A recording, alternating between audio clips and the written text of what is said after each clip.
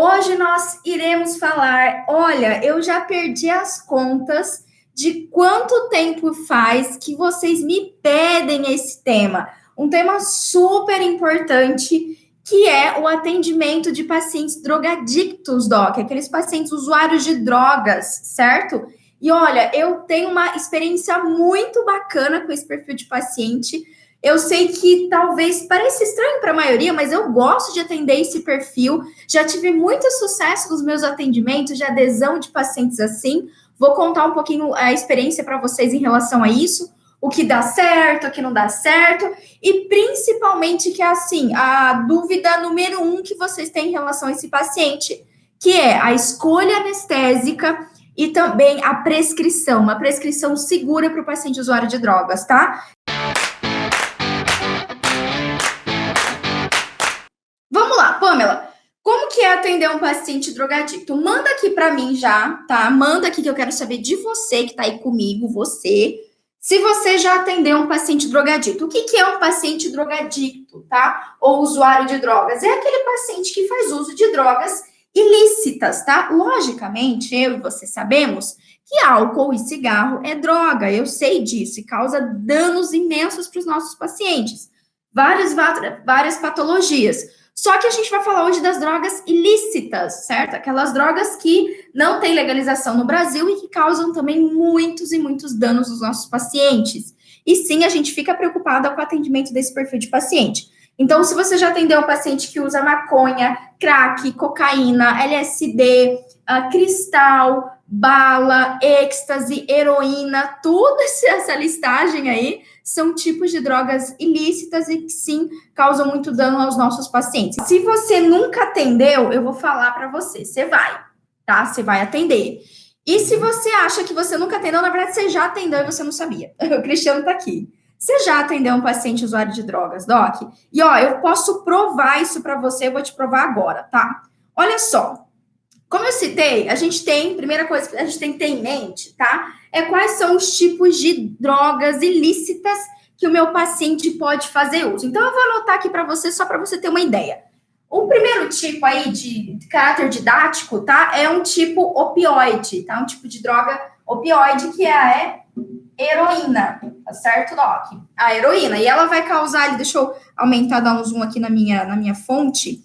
Ela vai causar euforia no paciente, logo depois da euforia, uma sensação de relaxamento, tá? Outros tipos super comuns, por exemplo, é a cocaína ou anfetamina, tá, Doc? Ou metanfetamina. Quem assistiu aí Breaking Bad? Lembra quem já assistiu Breaking Bad?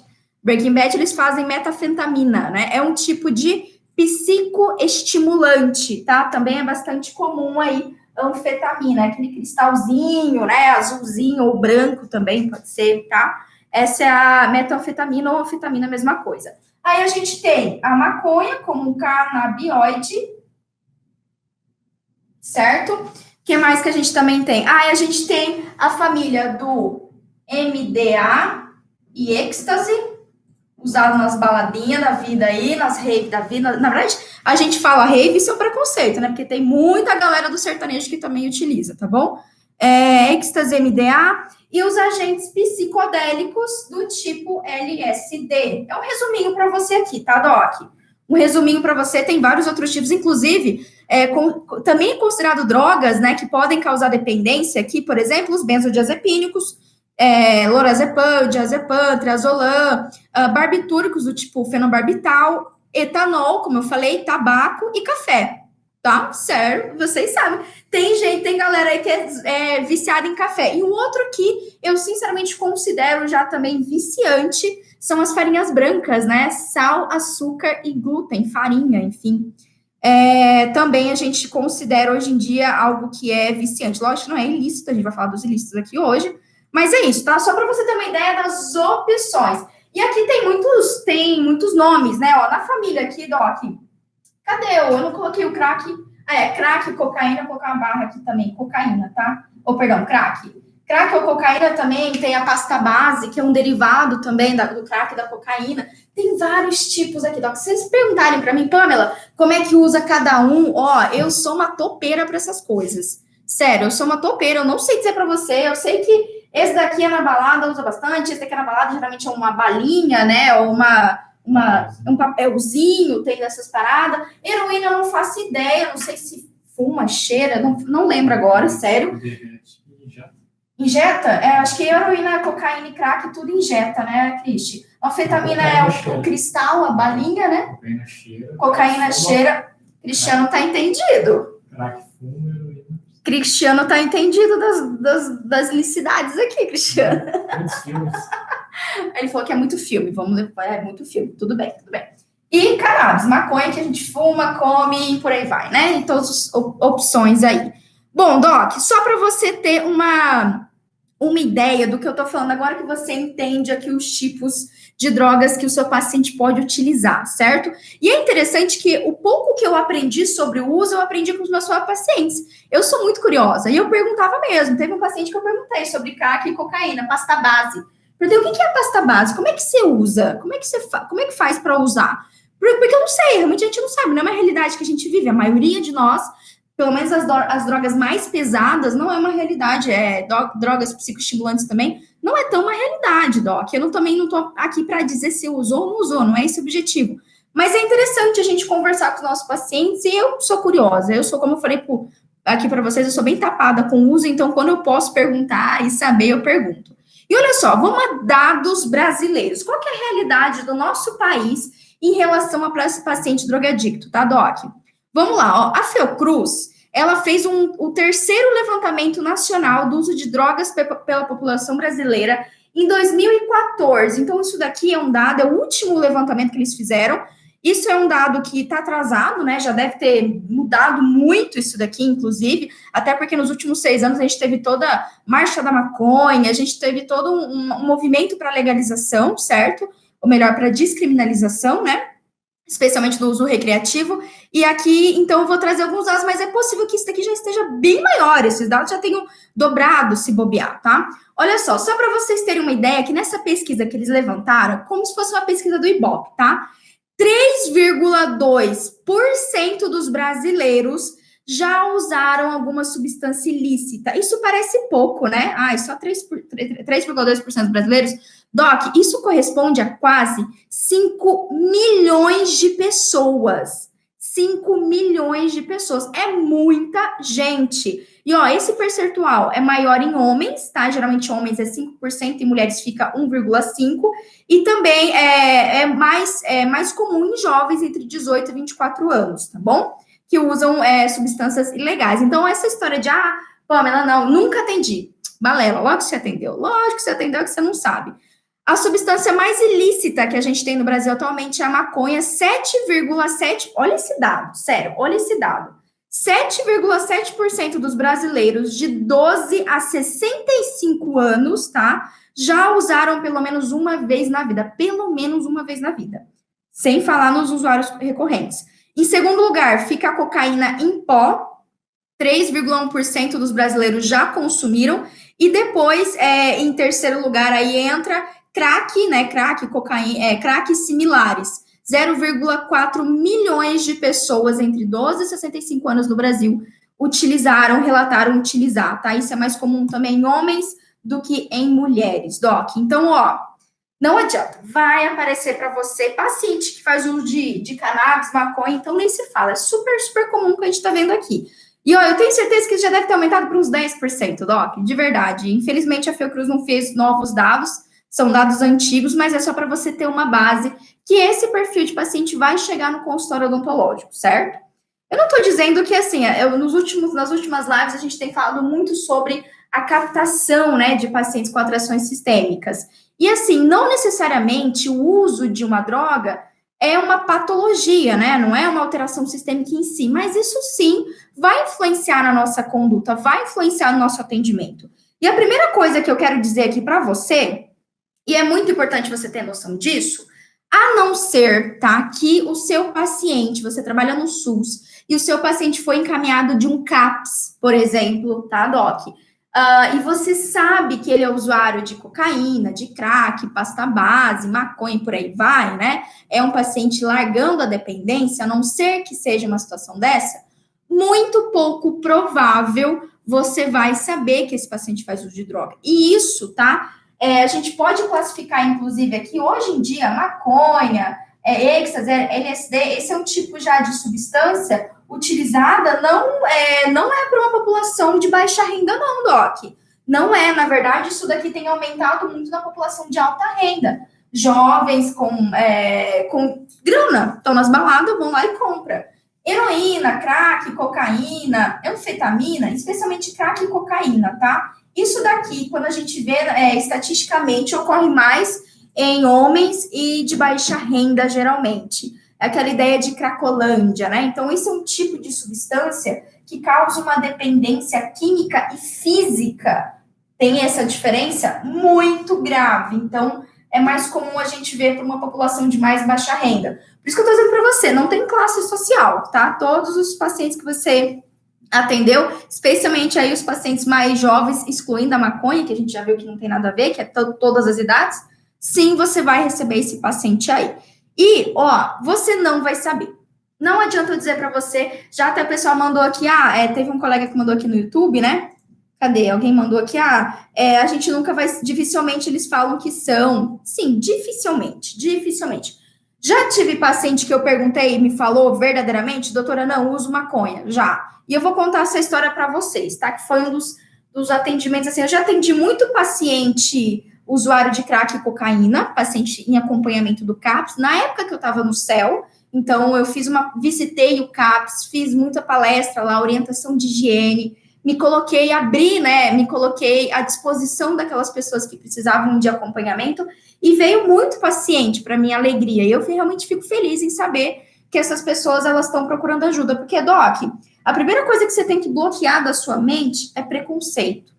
A gente não está aqui para dizer se é certo ou não utilizar. Tem várias linhas, tá? Várias linhas de pesquisa na área da saúde que defendem a internação obrigatória, outros que defendem um uso controlado, um uso assistido. Então, assim, tem extremos quando se trata de cuidar da população drogadicta. E, sinceramente, como profissional de saúde e como pessoa, não nos cabe julgar. Não nos cabe dizer se é certo ou errado. Essas pessoas, elas precisam de ajuda. De verdade, a minha, assim, breve vivência foi uma boa quantidade, pelo menos eu atendi já até, no céu eu devo ter atendido de 20 a 30 pacientes drogadictos. E a experiência que eu tive com eles foi que são pessoas que precisam de ajuda.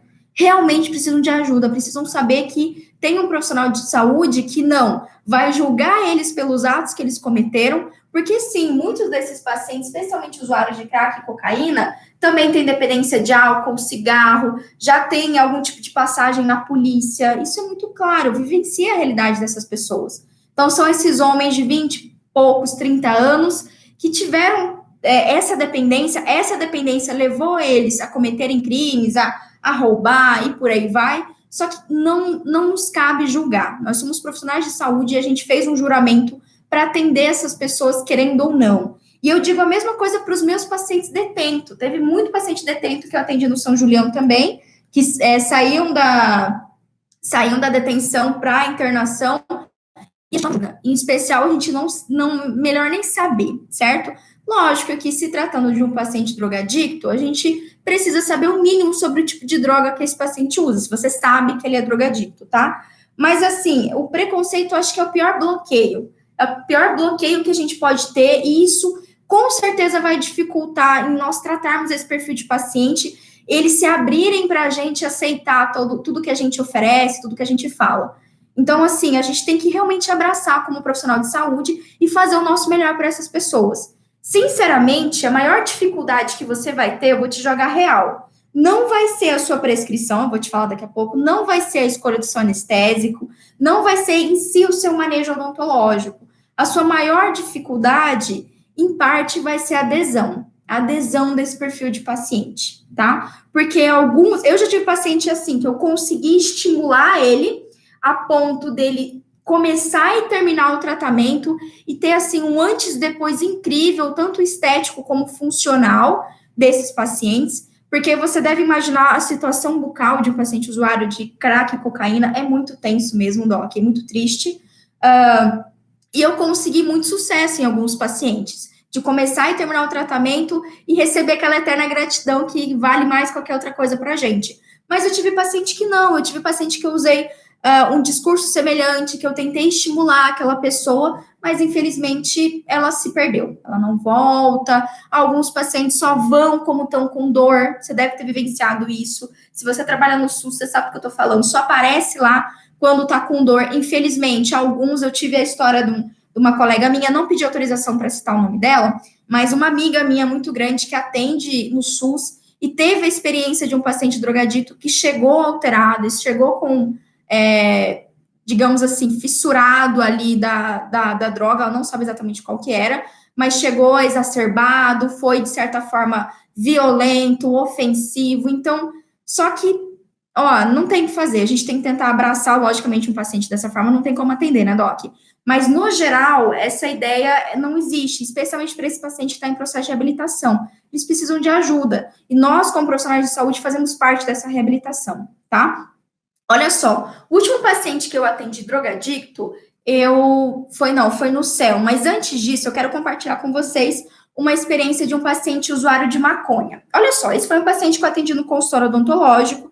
Ele tinha cerca de uns 23 anos, 24 anos, acho que até menos, acho que uns 22, por aí. E aí, esse foi um paciente que eu perguntei, eu falei, fulano, você faz uso de alguma droga recreativa? Ele falou pra mim, assim, doutora, eu faço uso de maconha. Eu falei, beleza, quantas vezes no dia você faz? Você faz uma vez na semana? Isso é importante pra gente. Aí ele fez aquela cara meio sem jeito, assim, doutora, quase todos os dias. Isso já deixa essa dica pra você, tá?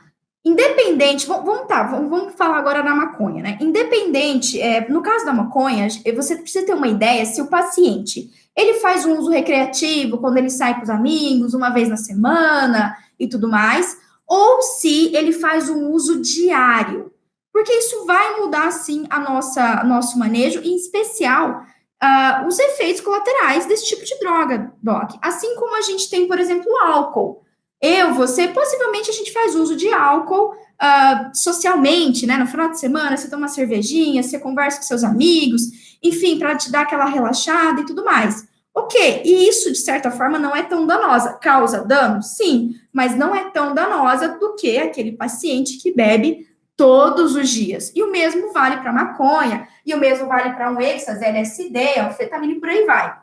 Lógico que quando a gente entra nesse grupo aqui, né, heroína, cocaína, crack, anfetamina, aqui, mesmo um uso eventual pode causar sequelas graves no paciente, em especial a dependência química, tá certo, Doc? Então, olha só, esse meu paciente foi um que eu perguntei se ele fazia uso, ele falou que fazia, quase que todos os dias, e aí eu pude notar nesse paciente várias coisas que vocês vão perceber num paciente usuário recorrente, independente da droga, tá? Uma falta de asseio, de limpeza pessoal mesmo, uma falta de higiene oral, cuidado oral. É um paciente que vai ter mais doença periodontal, vai ter xerostomia, vai ter múltiplas cáries. Você vai notar, alguns deles, inclusive, têm vários traumas, fratura dental, quebra de incisivo, alguns também fazem bruxismo recorrente em resposta da droga e tem desgaste dental. Então, tudo isso você vai notar. E esse foi um paciente que eu notei duas coisas em especial. Três, na verdade. Falta de asseio. Um paciente que não tinha uma comunicação tão efetiva comigo, meio... Sabe aquele paciente largado na cadeira, assim, para conversar com você? Um paciente que tinha claramente uma mucosa hipocorada, a pele hipocorada. Então, tipo, eu já desconfiei que era um paciente anêmico, que poderia estar fazendo um quadro de anemia. Que mais também? E falta de higiene oral, cuidado oral. Então, ele veio com várias cáries ativas para o consultório odontológico. E esse foi um paciente que eu precisei fazer extração, restaurações e por aí vai. E eu lembro que o primeiro atendimento dele, eu sempre avalio o medo do paciente. Ele tinha um baixo medo para o atendimento odontológico, mas no primeiro procedimento que eu fui fazer cirurgia nele, ele foi um paciente que teve hipotensão. E aí eu já deixo esse recadinho para você aí. Um paciente, especialmente usuários de maconha, esses que usam constantemente, um dos efeitos colaterais que pode acontecer anota aí, o paciente mais facilmente pode ter bronquite, pode ter asma, pode ter algum problema respiratório, em especial o paciente que usa maconha fumada, né, que fuma maconha e não come maconha, porque tem essa diferença também, tá, Doc? Tem aquela pessoa que ela fuma a maconha e tem aquela pessoa que come, que faz a receita, faz bolo, faz brownie, come e consome também. E aí tem várias... E eu tô entrando, assim, na forma ilícita de consumir. Lógico que a gente sabe que a maconha tem os extratos, né, utilizados na medicina para tratamento de várias patologias, inclusive, super, super bacana. Mas a gente está falando agora do uso ilícito aqui, certo? Então, para aquele que fuma, é mais comum ter asma. Então, investiga isso na sua anamnese. Asma brônquica, algum problema respiratório, pneumonia, como eu falei, um cuidado bucal deficiente, geralmente por negligência, o paciente não quer escovar, não tá nem aí, enfim, xerostomia. E os principais efeitos a longo prazo do uso da cannabis, especialmente o uso recorrente, taquicardia e hipotensão ortostática. Então, já anota isso, que isso é importante na sua avaliação, tá? Se você... Eu não estou dizendo que todo paciente com taquicardia ou com hipotensão é um paciente usuário de maconha, não, Doc. Mas você vai notar, isso foi uma coisa que aconteceu com o meu paciente. Mesmo com nível baixo de ansiedade, depois do meu atendimento cirúrgico, finalizado o atendimento, esse meu paciente, ele teve um quadro de hipotensão. Lembra que ele ficou mais branco do que ele já era, e aí logo após eu já entrei com hidratação, eu também entrei com alimento hipoglicêmico, ele teve hipoglicemia, hipotensão, então isso pode acontecer nesse paciente, tá? Pamela, como que eu faço para atender? E aí, se o paciente chegou em mim, a gente está falando agora da maconha, chegou para o atendimento e ele falou para mim que ele fumou ontem. Qual que é o prazo, qual que é o período que eu tenho que esperar para o atendimento odontológico mais invasivo? Doc, no caso da maconha, pelo menos 24 horas, tá? E foi a minha recomendação para esse paciente. Quando ele falou para mim que ele fazia o uso contínuo, eu até dei uma extrapolada nesse tempo, eu pedi para ele ficar uma semana em abstinência. Ele fez uma cara torta, assim, para mim, tipo... Putz, uma semana.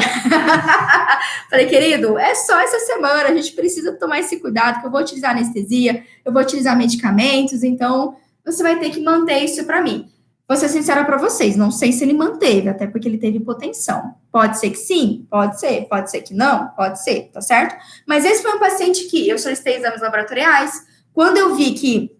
E anota essa dica aí para você também, ó. Deixa eu até apagar aqui, anota aí. Paciente usuário, independente se é uma droga pesada ou uma droga mais, entre aspas, leve, como a maconha, sempre faça investigação, tá? Exames laboratoriais nesse paciente. Tá? No mínimo que você vai fazer um hemograma. No mínimo, Doc. No mínimo você vai fazer um hemograma, tá? No mínimo você vai fazer um hemograma.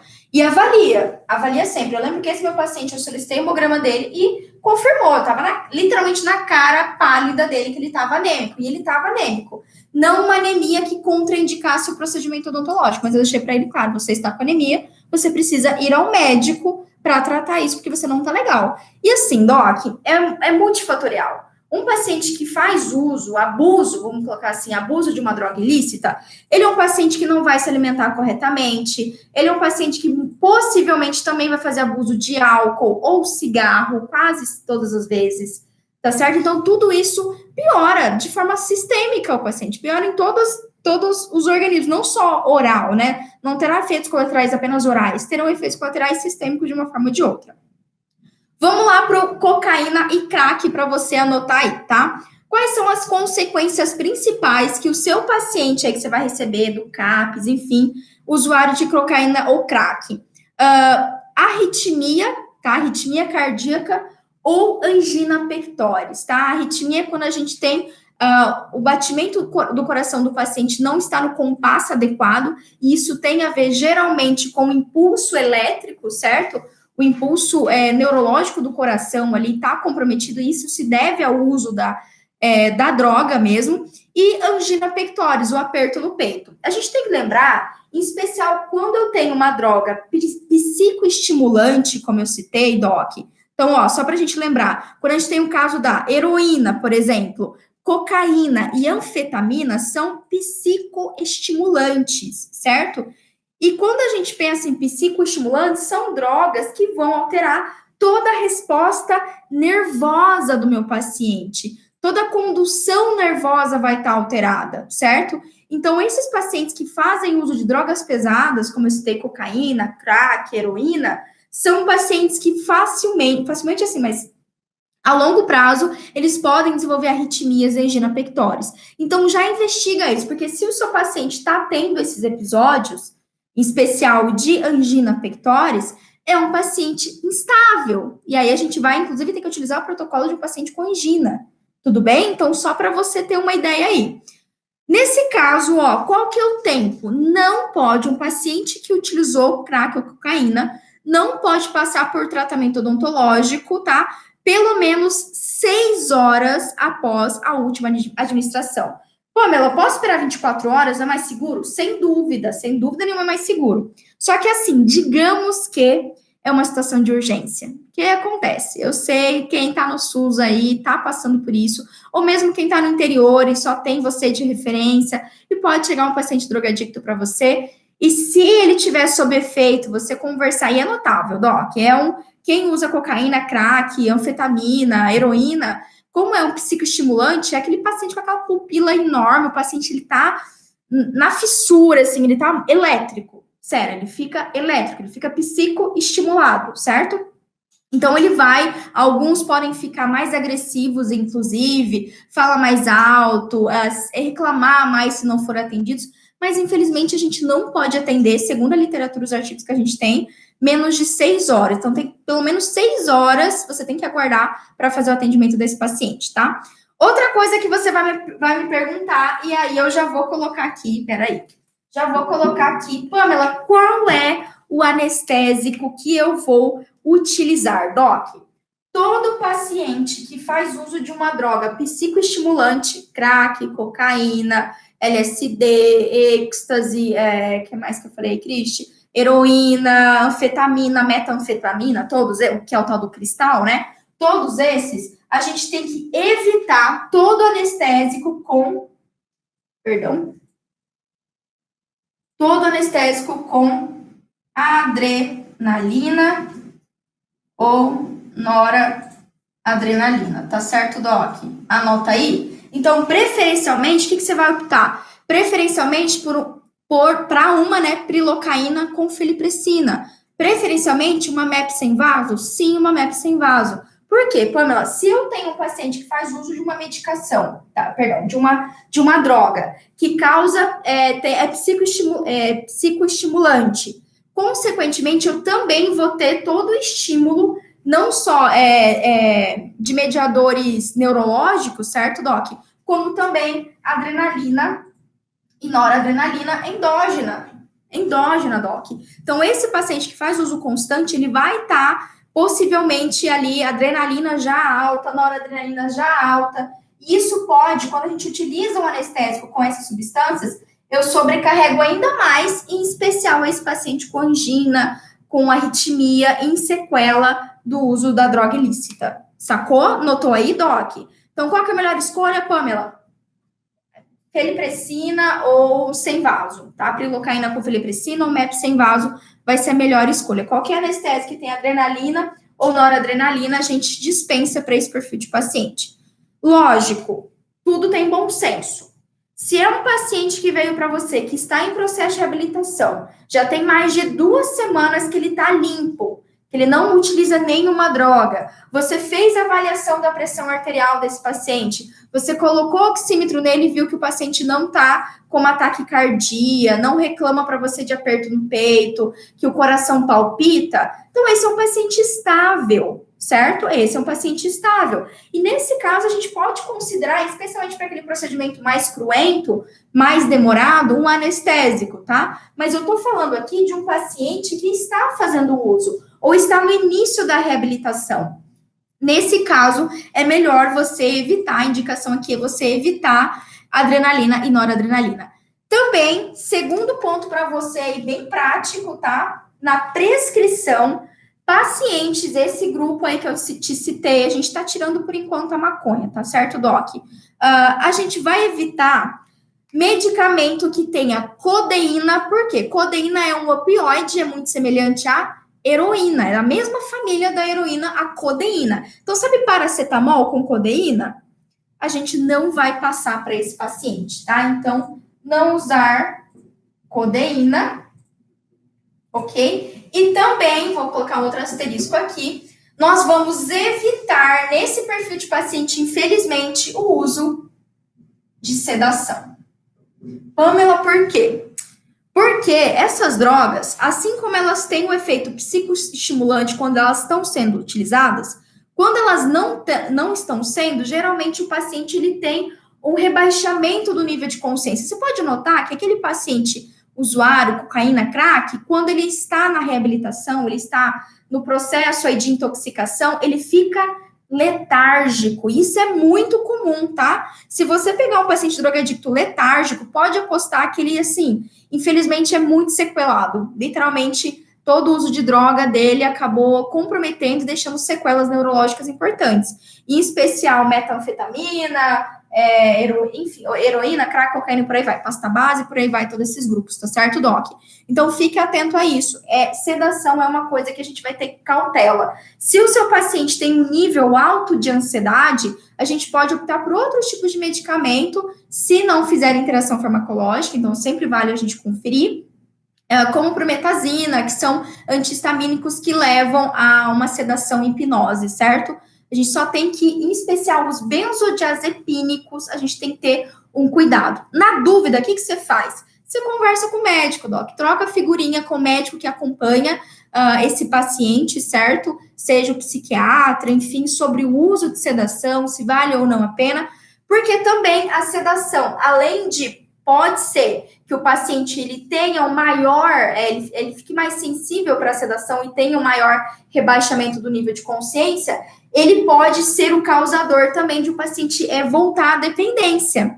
Porque causa um efeito de relaxamento, certo? Vamos pensar na maconha, por exemplo, que tem um efeito semelhante, a heroína também, né? Tem um efeito semelhante após o uso. Então, o paciente que está ali na fase de abandono da droga, se você utilizar uma codeína ou a própria sedação benzodiazepínico, isso pode reativar a vontade do paciente. Então, nesse caso, a gente vai ter que ter mais cautela para esses pacientes. Vai ter que conversar com a equipe multiprofissional que atende ele, com o psiquiatra, com o médico responsável. Ok, Doc? O mesmo vale para as anfetaminas e as metanfetaminas, ou cristal, como é conhecido, né? É um paciente que tem mais angina, também é propício, né? Tem angina ou arritmia cardíaca. Esse paciente aqui, a gente vai ter que dar um prazo maior de 24 horas. E na regra geral, vamos colocar uma regra geral para ficar mais fácil, eu sugiro você, tá? Vou colocar aqui outro hashtag, outro asterisco, 24 horas, tá? Na regra geral, não atenda o paciente, de forma alguma você vai atender ele quando ele está sob efeito de drogas, e esperar no mínimo 24 horas para você fazer o tratamento odontológico de pacientes usuários ativos. Então, ele tem que ficar limpo pelo menos 24 horas. Não utilizar adrenalina da mesma forma para o paciente que usa cristal, evitar codeína e evitar sedação. Fechou, Doc? Mas no geral, como eu citei para você, o mais desafiador, você vê que é muito simples, não tem muita coisa que eu posso falar para você. Pamela, mas não tem outros medicamentos que podem fazer interação farmacológica com as drogas? Doc, o que a literatura mostra para a gente, principal, que tem a pesquisa e embasamento, são esses que eu citei para você. Só que, sempre na dúvida, o que você faz? Você pode utilizar, anota aí, o Medscape, certo? Eu não tenho certeza se tem todas as drogas lá, mas você sempre pode conferir a interação farmacológica. Na maior parte das vezes, antibióticos, analgésicos de pirona, paracetamol, anti-inflamatórios, eles não vão fazer interação farmacológica com essas drogas, tá certo? Tudo bem? E o mais desafiador, como eu citei, Doc, é a adesão. Esse é o mais desafiador. E assim, qual que é o discurso que eu sempre utilizei para esses pacientes? Eu tive sucesso, tá? Não em todos, mas em alguns eu tive sucesso. É você se colocar à disposição. É você dizer que tem chance, que mesmo que o paciente vai chegar com vergonha, muitos chegam com vergonha, doutora, minha boca tá destruída, ai, a droga acabou com a minha boca, meus dentes é tudo quebrado, vamos arrancar tudo, muitos falam assim. Infelizmente, em algumas situações, você vai ter que fazer um tratamento mais mutilador, porque doença periodontal é gritante nesses pacientes, ela é agressiva, inclusive, mas sempre mostra que ele vai ficar com você esse período, ele vai ter que vir sempre, mas mostra para ele que o benefício disso é incrível, que ele vai poder voltar a ter o sorriso que ele tinha antes. Faz ele lembrar, isso é muito legal, faz ele lembrar como que era o sorriso dele antes. Como que era o seu sorriso antes de você usar as drogas? Ai, doutor, era assim, assim. Beleza, olha só, é muito possível, eu vou fazer o meu melhor que a gente consiga que você tenha novamente esse mesmo sorriso. Aqueles dentes bonitos, brancos, limpinhos, certo? Que você não tenha esse gosto estranho na boca, que volte a sua saliva aos pouquinhos, mas eu vou precisar de um compromisso com você. E eu sempre criei esse compromisso com os meus pacientes. Quando a gente cria esse compromisso, o paciente verbalmente toma esse compromisso com você, é mais difícil dele quebrar. Isso é um gatilho mental que a gente tem de fazer esse compromisso, certo? Da gente dar a nossa palavra. Então, eu sempre fazia esse compromisso. Olha, eu vou me dedicar 100%, o meu melhor eu vou dar, assim, vou para você ter aquele sorriso que você tinha quando você era mais novo, quando você não utilizava nenhuma das drogas. Eu vou dar o meu melhor. Só que eu quero um compromisso seu em contrapartida. E o seu compromisso é só um. Você vai vir em todas as consultas que você tiver aqui comigo. Então, é muito legal isso. É muito legal. Eu já tive sucesso, como eu falei para você, tendo essa abordagem, criando esse compromisso e mostrando que eu tô ali por aquela pessoa, que eu vou trabalhar e vou dar o meu máximo. Sem julgar, sem olhar torto para esse paciente. Doc, isso além de não ser humano, é antiético, não nos cabe. Essas pessoas precisam de ajuda, sério. Muitas delas tiveram traumas horríveis na infância, não tiveram uma estrutura familiar, não tiveram apoio, não tiveram suporte. Então, elas encontraram, infelizmente, na droga um escape. E sim, depois disso, elas fizeram coisas horríveis, elas, infelizmente, agrediram pessoas, alguns roubaram, infelizmente, alguns cometeram crimes graves, eu sei disso. Mas a gente tem que lembrar que teve todo um processo muito tenso, um abuso de drogas que vai interferir diretamente na tomada de decisão desses pacientes, tá? São drogas que mexem realmente com a cabeça das pessoas, dos pacientes, eles não vão ser mais os mesmos. Então, não nos cabe julgar, nos cabe ajudar e se colocar à disposição sempre. Fechou? Cristi, tem alguma pergunta aí? Eu sei que vocês mandaram várias coisas, alguém quer comentar alguma coisa aqui? A Laene fez um comentário aqui. Pedem só prescrição do medicamento, ficam bravos quando não damos. Ah, sim. Infelizmente, esses pacientes que só vão para a urgência, Doc, só vão quando você tem dor, muitos só vão lá para pedir remédio. Então, cuidado, inclusive, com esses remédios que causam, como você tem, codeína, né? Ou às vezes o paciente pede medicamentos mais fortes. Ai, doutor, não, a dipirona não adianta nada, ibuprofeno não adianta nada. Comigo é só morfina. Alguns pacientes vão relatar isso para você. Só morfina, doutora. Doc, não caia. Infelizmente, eu sei que é um pouco difícil lidar com pacientes assim, em especial esses que não têm adesão, não estão sob assistência, não estão em processo de reabilitação. Só que não prescreva. O que você a atitude que você faria se fosse com qualquer outro tipo de paciente? Você passaria morfina? Não, então você não passa. Você só prescreveria e não faria acesso? Não, Pamela, eu sempre faço acesso e depois prescrevo. Então é isso que você vai fazer. A atitude que você faria, o protocolo de atendimento que você faria com qualquer outro paciente, você vai fazer com esse, tá? Você vai fazer com esse, só que assim, é sempre aquela ideia de nós somos profissionais de saúde, então orientar e conversar, olha, eu preciso cuidar de você, eu preciso de tratar. Ai, Pamela, mas o paciente está violento. Não atenda.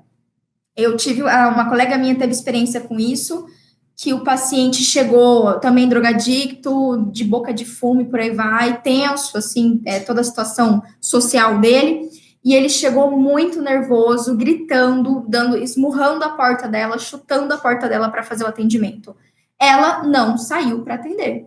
Ela não saiu, ela ligou para a polícia e falou assim, ó, tem um paciente aqui. Então, se por acaso acontecer uma situação dessa com você, do paciente se alterar, né, se ficar violento, seja verbalmente ou fisicamente violento, pelo amor de Deus, chame imediatamente a polícia. É só isso que você pode fazer, tá? Infelizmente, é o melhor que você pode fazer por essa pessoa, inclusive, tá? Ela perguntou, em caso de urgência, como faremos?